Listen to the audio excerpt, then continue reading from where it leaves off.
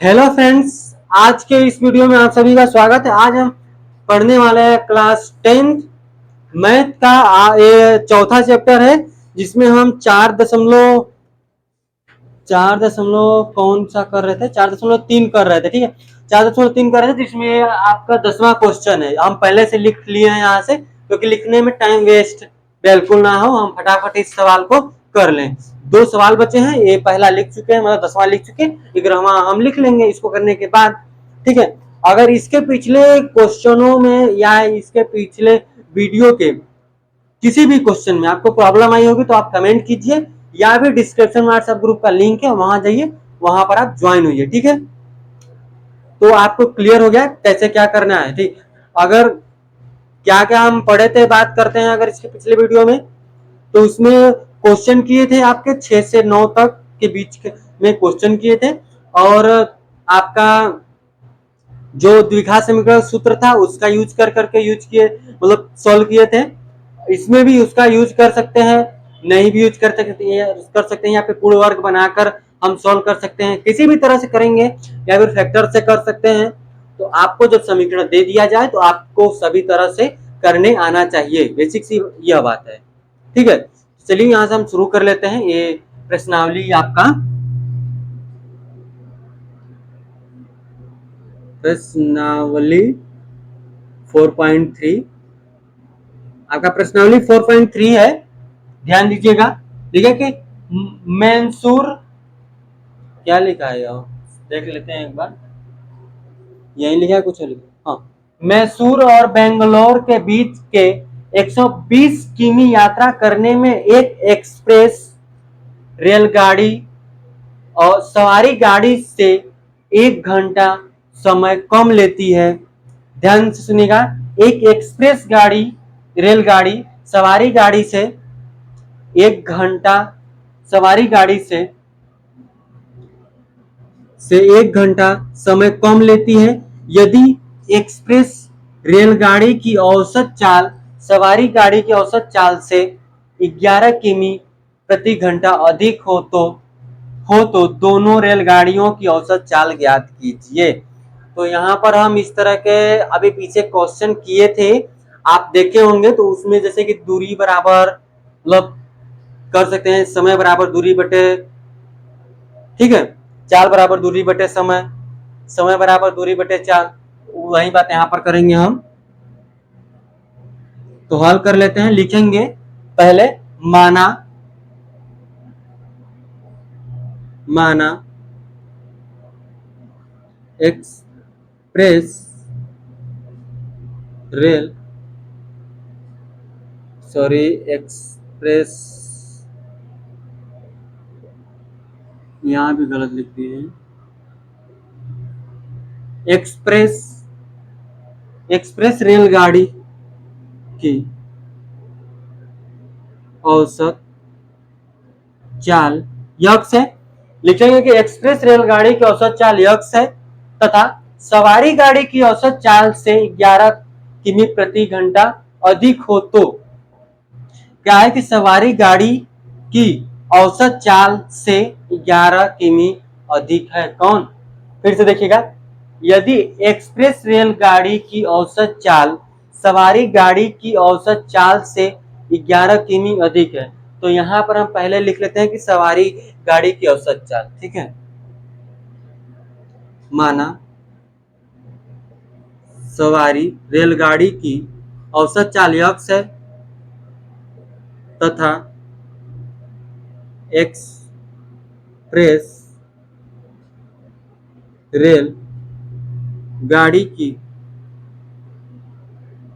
औसत चाल x plus इतना है। ठीक है, वही बोला है कि जो जो आपकी एक्सप्रेस रेलगाड़ी है उसकी औसत जो चाल है सवारी गाड़ी की औसत चाल से 11 किमी प्रति घंटा अधिक हो तो, ठीक है। उसके बाद की बात करेंगे, यहां से आपका क्या होता है कि समय बराबर दूरी बटे चाल, या चाल बराबर दूरी बटे समय। ठीक है, आपकी चाल चाल यहां पर x मान लिए, दूरी आपकी दी है 132, तो लिख लेंगे यहां से दूरी क्या है 132। चाल पहले एक सवारी गाड़ी की बात करेंगे तो यक्स है, ठीक है, सवारी गाड़ी की क्या है यक्स है। फिर उसके बाद यहां से अगर हम मानते हैं एक्सप्रेस रेलगाड़ी की औसत चाल, तो क्या हो जाएगी आपकी, ये भी 132 होगा, लेकिन समय की बात करेंगे, समय कितना लगा, ठीक है।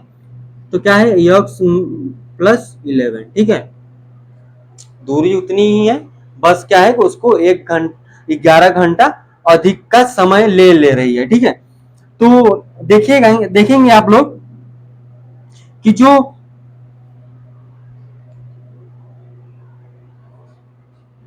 क्वेश्चन देख लेते हैं कहीं से मिस्टेक तो नहीं है, ठीक है, सही है, जो है यहाँ पे क्वेश्चन तो सही है, कोई दिक्कत नहीं है क्वेश्चन में, यहाँ से ले लिए। अब क्या करेंगे कि जो यहाँ पर देखिए क्या लिखा था कि एक एक्सप्रेस रेलगाड़ी सवारी गाड़ी की 1 घंटा कम लेती है, तो यहाँ से इसको माइनस कर लेंगे इक्वल टू 1, ठीक है। यहाँ से देखेंगे ये 132 यक्स माइनस 132 यक्स प्लस 11, ठीक है, इक्वल टू 1। अब क्या करते हैं कि इसको हम सॉल्व कर लेते हैं। जब इसको हम सॉल्व करेंगे देखिए कितना आ जाएगा यहां से कि यक्स प्लस 11 132 फिर माइनस यक्स 132 यक्स बटे हो जाएगा X X plus 11 equal to 1, ठीक है। इसी तरह से होगा। आप क्या करते हैं अंदर इसको मल्टीप्लाई करेंगे, जब यह इसके साथ आएगा, यह इसके साथ आएगा, ध्यान दीजिएगा, यह इसके साथ आएगा तो 132 होगा, ठीक है, 132 होगा, ठीक है। अब क्या करेंगे तो 11 132 2 3 1 2 3 1 तो 2 5 4 1 क्या जाएगा यहां से, इसका मल्टीप्लाई कर देंगे दोनों का तो 1452। और ये देखिए माइनस है, ए माइनस ए प्लस कट जाएगा, आपका यहाँ से बचेगा। इसको मल्टीप्लाई करके उस इसी 1/1 कर लेते हैं, उस साइड भेज देंगे, 3x मल्टीप्लाई कर लेते हैं, ठीक है। अब देखिए यहाँ से, तो यहाँ से यक्स स्क्वायर हो जाएगा प्लस 11 यक्स इक्वल टू 1452, क्या जाएगा 1452 आ जाएगा। अब यहाँ से आप ध्यान दीजिएगा, जो यह है इसको अंदर लेते हैं इस साइड, तो X square my plus 11 X minus 1452 equal to 0, अभी माइनस का ये हो जाएगा। अगर आप चाहते हैं कि इसको फैक्टर करें, इसको जोड़ने या घटाने पर उतना आए, तो आप इसको भी कर सकते हैं, या फिर इसको आप डायरेक्ट जो सूत्र बताए थे उसको कर लीजिए। देखिए उस सूत्र का प्रयोग कब करते हैं, जब यहाँ पर ये फैक्टर नहीं होता है, ठीक है, मतलब जोड़ने या घटाने पर इतना नहीं आता है और गुणा करने पर इतना नहीं आता है, तब उसका यूज करते हैं। हम इस तरह से भी यूज कर सकते हैं, कोई दिक्कत नहीं होगा, आंसर तो आ ही जाएगा, ठीक है। तो क्या करते हैं कि हम उसी का यूज कर लेते हैं। यहाँ देखिए क्या है कि ए का मान क्या है 1 है, और बी का मान 11 है, और सी का मान -1452 है, ठीक है, 1452 वो भी माइनस का। तो यहाँ से यक्स बराबर क्या है minus B plus minus bracket में B square minus 4a multiply C को ले लेंगे ए सी बटे में 2a, ठीक है। एल इक्वल टू बी का मान क्या है आपका 11 है, 11 आपका माइनस में है, तो 11 को माइनस रहने दो, प्लस माइनस हो जाएगा यहाँ से स्क्वायर, बी का मान 11 है, 11 का हो जाएगा 1 to 1 माइनस, ये देखिए ये माइनस है, ये माइनस है, दोनों प्लस हो जाएंगे। देखिए ध्यान से देखेंगे आप, अगर दोनों माइनस था हम यहाँ से प्लस कर दिए, ए का मान 1 है, ए का मान से कोई मतलब 4 है, 4 का गुणा इसमें कर लीजिए, 4 दूनी 8, 4 पंचे 20 का 0 2 हासिल, 4 चौके 16, 16 2 18 के 8 हो जाएगा। फिर 4 का गुणा यहाँ 4 गुणा 1 में कर, 4 1 कम 4, 4 1 5 हो जाएगा, बटे में क्या हो जाएगा 2, ए का मान 1 है तो 2 ही रह जाएगा, ठीक है। अब यहां से ध्यान दीजिएगा यह जो है इन दोनों का क्या कर लेते हैं, ऐड कर लेते हैं। 5808 यहाँ से हो जाएगा 121, फिर उसके बाद आपका यहाँ से बचेगा 92, यहाँ पर आपका हो जाएगा 95। अब इसको आप ध्यान दीजिए कि यह किसका वर्ग है, ये किसी का वर्ग है भी या नहीं, तो उस पर ध्यान देंगे। तो देखिए वर्ग निकालने के लिए आप क्या कर सकते हैं कि दो दो का जोड़ा इस तरह से बनाइए, 5929 यहाँ से इस तरह से दो दो का जोड़ा बनाइए। फिर इसमें देखिए 7 7 जा अगर करेंगे, 7 7 जा करेंगे तो 49, फिर अगर 8 8 जा करेंगे तो बेसिक हो जाएगा, तो 7 का कर लेते हैं, ठीक है।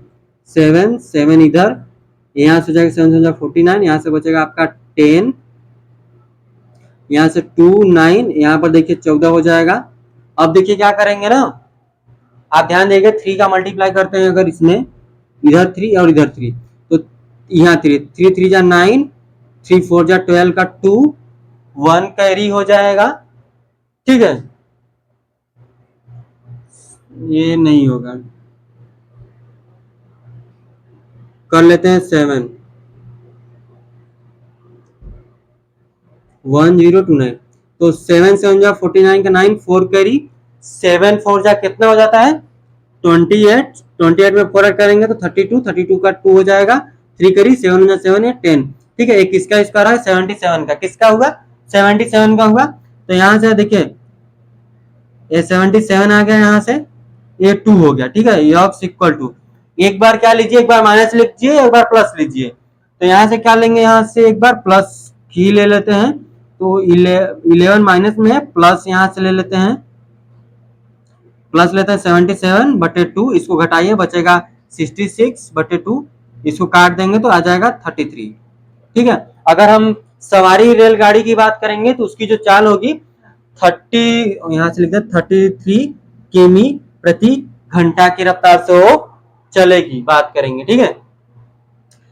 और अगर माइनस रखेंगे यहाँ से ना, तो माइनस में आंसर आएगा, कभी भी चाल माइनस में नहीं आती है तो उसको हम नहीं रखेंगे।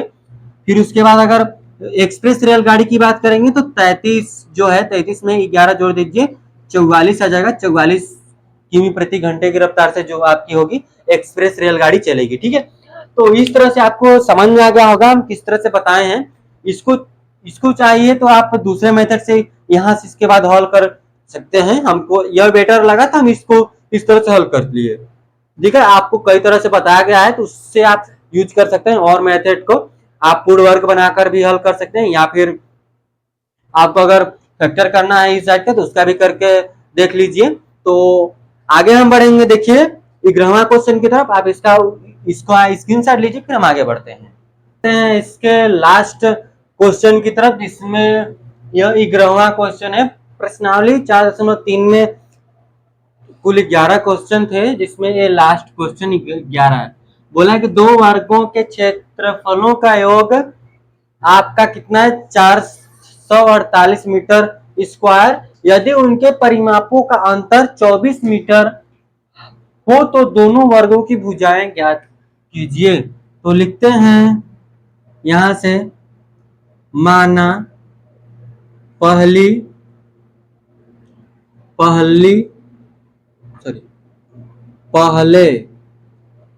वर्ग की भुजा क्या है, यक्स है, तथा दूसरी वर्ग की भुजा क्या है, वाई है। यहां से हम पहले को यक्स मान लेते, दूसरे को वाई, फिर कैसे करते हैं उसको तो हम देखेंगे, ठीक है। अब देखिए यहां से क्या बोला था कि यदि उनके परिमापों का अंतर, बात करेंगे उनके परिमापों का अंतर, तो अगर वर्ग का परिमाप देखते हैं, वर्ग का परिमाप क्या होता है 4a होता है, यही होता है ना 4a। तो पहले की बात करेंगे तो यहाँ यक्स हो जाएगा, और यहां से दूसरे की बात करेंगे तो 4y हो जाएगा, और दोनों का अंतर क्या बोला है कि 24 है, दोनों का अंतर क्या है 24 है। तो यहां से क्या ले लेंगे कि 4x दोनों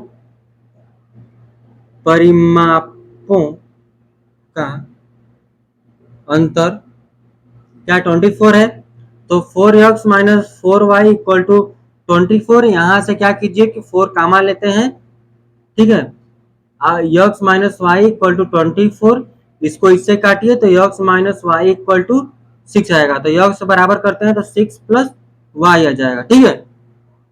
x बराबर कर लेते हैं या फिर y बराबर कर लेंगे, बात एक ही है। हम ठीक क्या करते हैं कि x बराबर लिखते हैं, y बराबर देख लेते हैं। अच्छा y बराबर ही रखिए, y बराबर रखते हैं, y माइनस में इधर 6, ये माइनस है x, अगर माइनस कामा लेते हैं माइनस यहाँ, तो x प्लस 6 आ जाएगा आपका, ये माइनस वाई, माइनस से माइनस कैंसिल होगा, y बराबर क्या आ जाएगा 6 प्लस x या फिर x प्लस 6, बात एक ही होगी, कोई दिक्कत नहीं है यहाँ से, ठीक।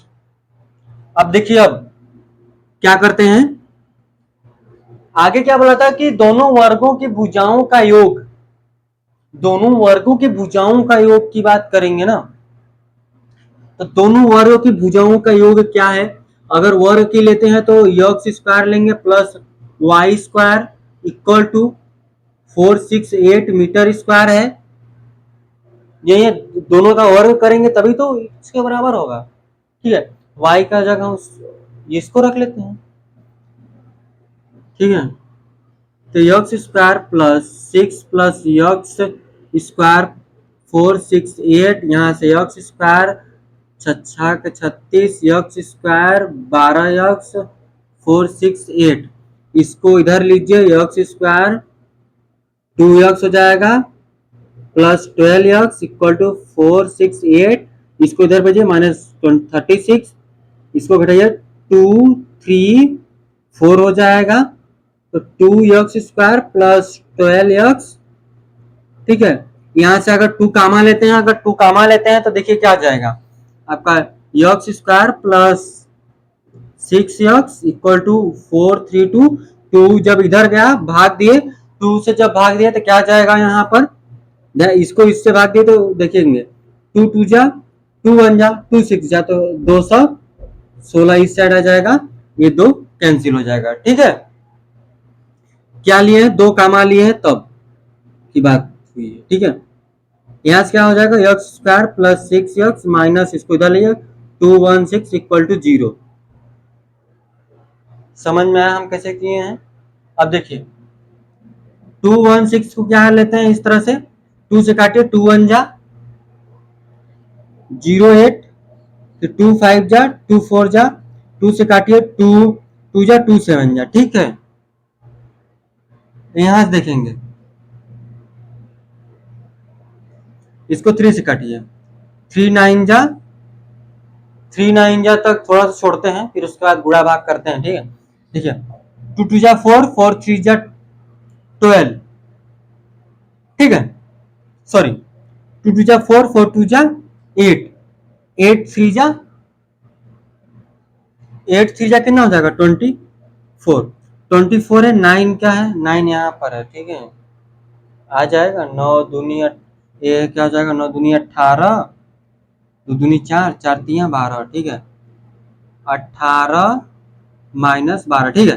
इसको ले लेते हैं, इसको सेपरेट करेंगे यहाँ से, तो एक्स स्क्वायर प्लस 18 माइनस 12 इधर एक्स इधर 216 इक्वल टू 0, इसको सॉल्व कर लेते हैं हम यहाँ से, तो X square 18x minus 12x minus 216 equal to 0, तो यहाँ से x कामा लेते हैं तो x प्लस हो जाएगा 18, यहाँ से माइनस 12 लेते हैं बाहर, तो x माइनस 18 इक्वल टू 0, क्या कर लेते हैं कि x माइनस 12 और x प्लस 18 इक्वल टू 0, इनको x 0 के बराबर करते हैं, जब 0 के बराबर करेंगे ना तो एक माइनस में आएगा एक प्लस में आएगा, इसकी बात करेंगे ये आपका आ जाएगा प्लस में, तो हम इसी को बस लेंगे क्योंकि प्लस वाला कभी नहीं लेते हैं, ठीक है, प्लस वाले को नहीं लेते हैं क्योंकि किसी का भी मान ये जो है ना इसके माइनस में आएगा, ये प्लस में आएगा तो प्लस वाला लेंगे माइनस वाला लेंगे, सॉरी, ठीक है। देखिए प्लस वाला हमेशा लेते हैं, ये इसको बोले हैं प्लस वाला नहीं लेते हैं, बात को समझने की कोशिश कीजिएगा, ठीक है। तो 12 क्या आया, यक्स बराबर 12 आया। अगर हम पहले वर्ग की भुजा की बात करेंगे तो क्या आ गया है, 12 आ गया है। दूसरी भुजा की बात करेंगे तो यहां से y बराबर हम क्या रखे हैं, इतना रखे हैं। तो क्या कर लीजिए, y का मान निकालने के लिए इसमें रख लीजिए,